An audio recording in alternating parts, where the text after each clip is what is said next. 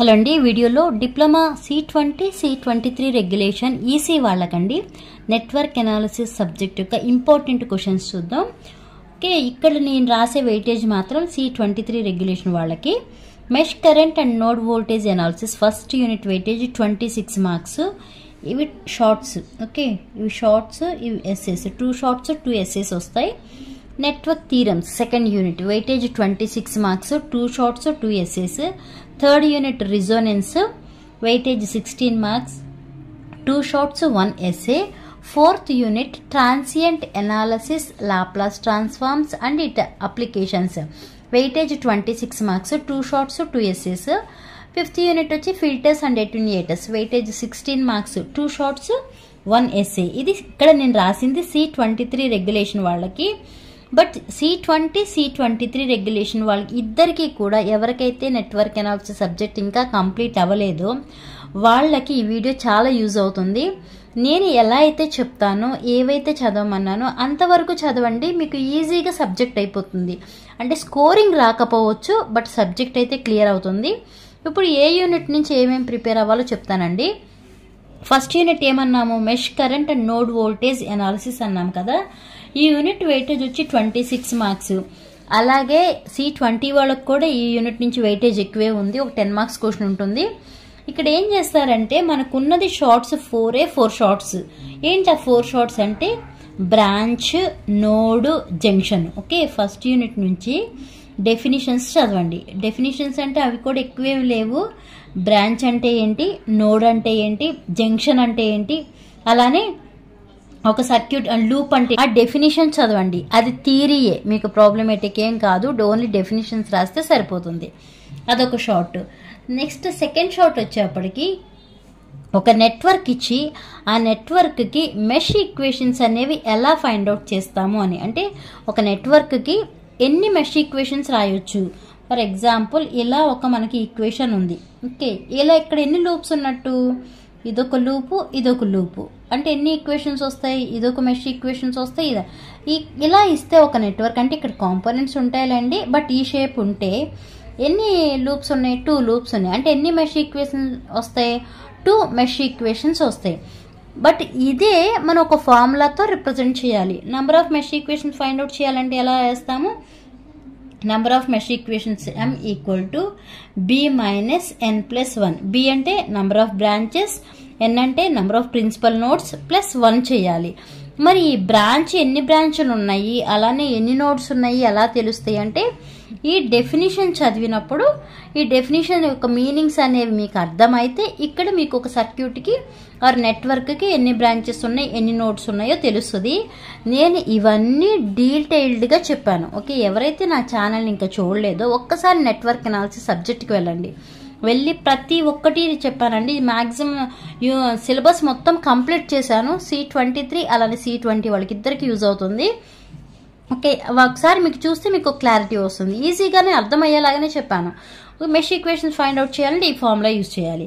Next short ఇంకేముంది అంటే node voltage equations find out చేయాలి. ఆ node voltage equations find out చేయడానికి ఫార్ములా N-1. ఓకే, ఇదే formula. Node voltage equation find out చేయడానికి N-1. N అంటే నంబర్ ఆఫ్ ప్రిన్సిపల్ నోడ్స్లో నుంచి -1 చేస్తే number of mesh node voltage equations అనేవి ఫైండ్ అవుట్ చేయొచ్చు. నెక్స్ట్ ఇంకేం షార్ట్ ప్రిపేర్ అవుతారు అంటే డ్యూయాలిటీ ఉంది కదా. డ్యూయాలిటీ అంటే రెసిస్టర్ ప్లేస్లో కండక్టెన్స్ తీసుకోండి. రెసిస్టెన్స్ అంటే R కదా, ఈ ప్లేస్లో కండక్టెన్స్ తీసుకుంటాము. కండక్టెన్స్ని Gతో రిప్రజెంట్ చేస్తాము. నెక్స్ట్ ఇక్కడ కెపాసిటర్ ఉంటేనేమో ఇక్కడేమో ఇండక్టర్ తీసుకుంటాము. ఇక్కడ ఇండక్టర్ ఉంటేనే ఇక్కడ కెపాసిటర్ తీసుకుంటాము. ఇక్కడ వోల్టేజ్ సోర్స్ ఉంటే ఇక్కడ కరెంట్ సోర్స్గా కన్సిడర్ చేస్తాము. అలా ఉంటాయి. అది డ్యూయాలిటీ. ఆ డ్యూయాలిటీ కాన్సెప్ట్ అని అడగొచ్చు, లేదంటే ఒక నెట్వర్క్ ఇచ్చి ఆ నెట్వర్క్కి డ్యూయాలిటీ అనేది డ్రా చేయమని అని అడగొచ్చు. ఈ 4 షార్ట్స్ దాటి అసలు ఇంకో షార్ట్ అడగడానికి ఛాన్సే లేదండి. ఓకే, ఫస్ట్ యూనిట్ నుంచి ఈ 4 నుంచే వస్తాయి. అంటే మనకి 2 షార్ట్స్ అన్నాం కదా, ఆ 2 షార్ట్స్ ఈ 4 నుంచే రావాలి, వేరే ఆప్షన్ లేదు.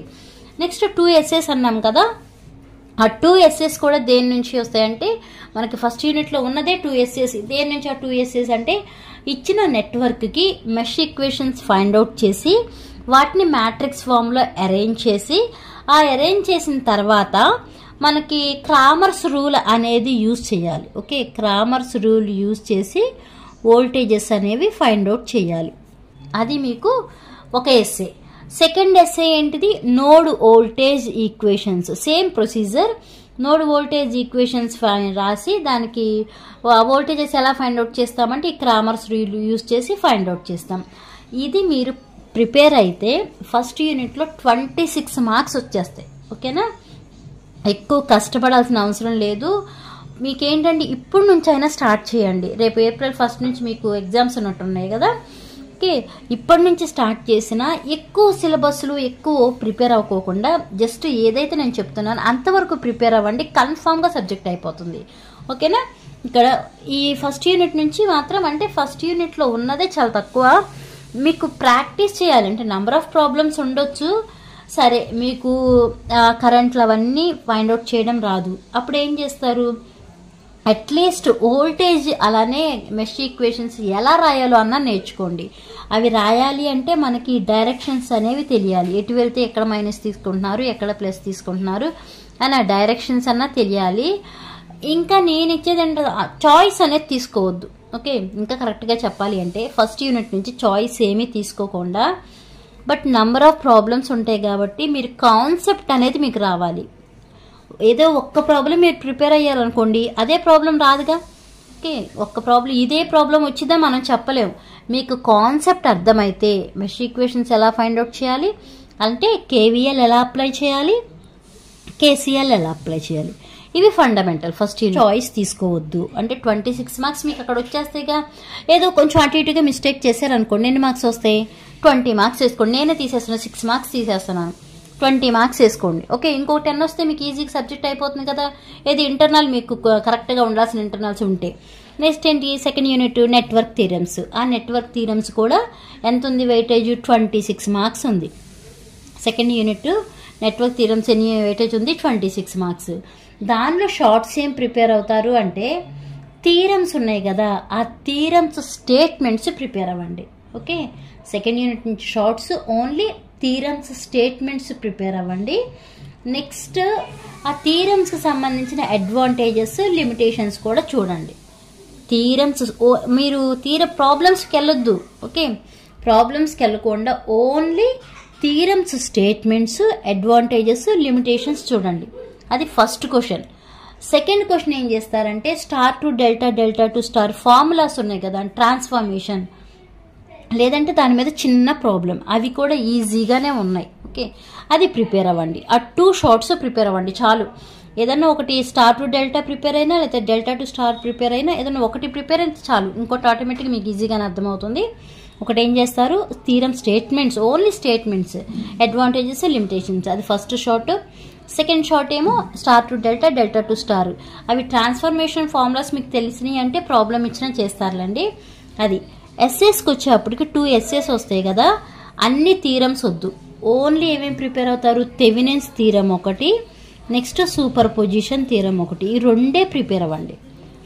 ఈ రెండింటి నుంచి ఒకటి కంపల్సరీ. ఓకేనా, Thevenin's theorem, super position theorem. Remaining theorems అసలు టచ్ చేయొద్దు, అంతవరకు అసలు మీరు వెళ్ళొద్దు.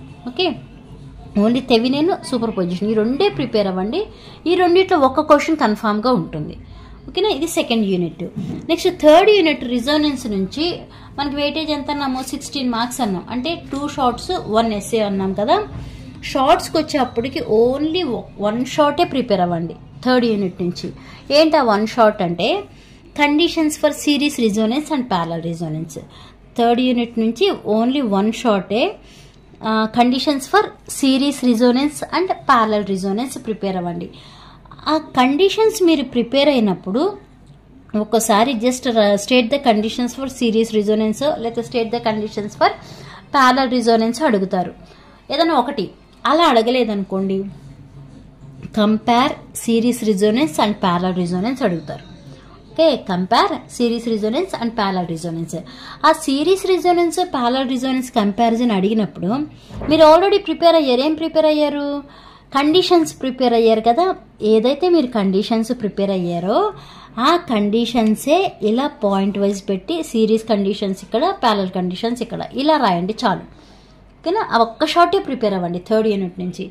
నెక్స్ట్ ఎస్ఎస్ వద్దు. ఓకే, ఎస్ఎస్ ఎందుకంటే మీకు ప్రాబ్లమ్స్ ఇస్తారో తెలియదు, నెక్స్ట్ థియరీ అడుగుతారో, ఫ్రీక్వెన్సీ క్యాల్కులేట్ చేయడం అడుగుతారో తెలీదు. ఓకే, అది తెలియదు కాబట్టి ఇదే ఎగ్జాక్ట్గా ఇస్తారని చెప్పలేం కాబట్టి అది వదిలేసేయండి. అంటే ఇప్పుడు ఏంటి, ఫస్ట్ యూనిట్ నుంచి ఎంత తీసుకున్నాం మనం? 26 అయితే 20 మార్క్సే తీసుకున్నాం. సెకండ్ యూనిట్ నుంచి 26 వెయిటేజ్, బట్ నేను ఎక్కువ తీసుకోవట్లేదు. షార్ట్లో ఏమని చెప్పాము మనం, థీరం స్టేట్మెంట్ అన్నా కదా, షార్ట్ నుంచి ఒక 3 మార్క్స్ తీసుకుంటున్నాను.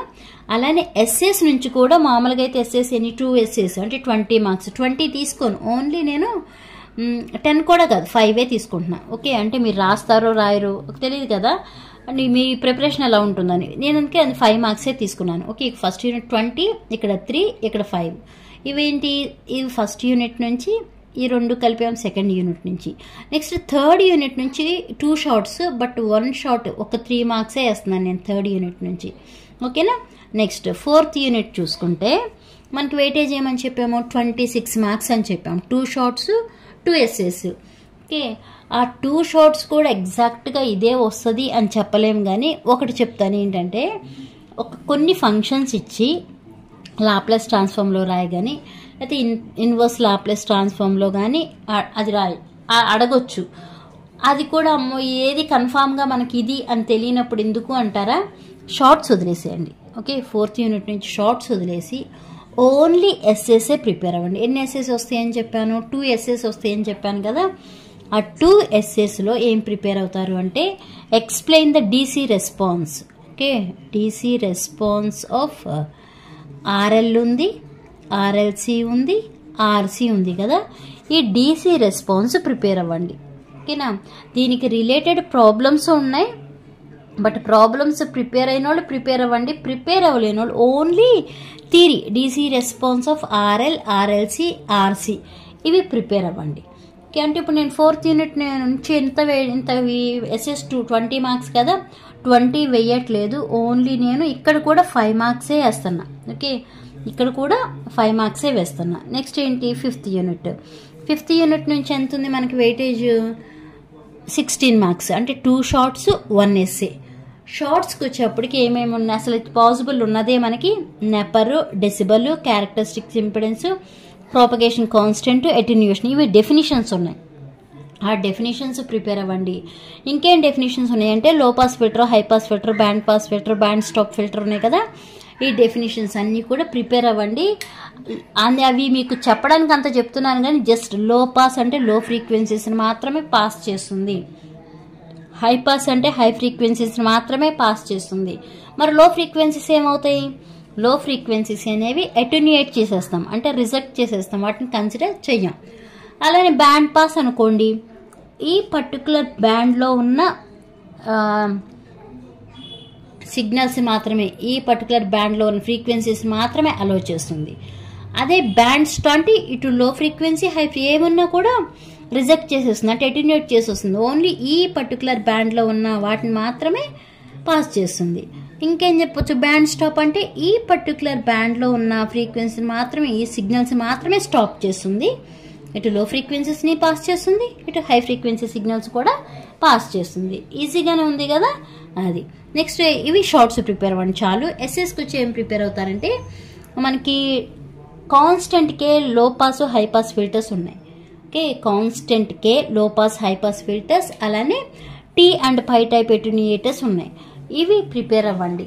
వాటికి రిలేటెడ్ మీకు షార్ట్లో ప్రాబ్లం కూడా అడగొచ్చు.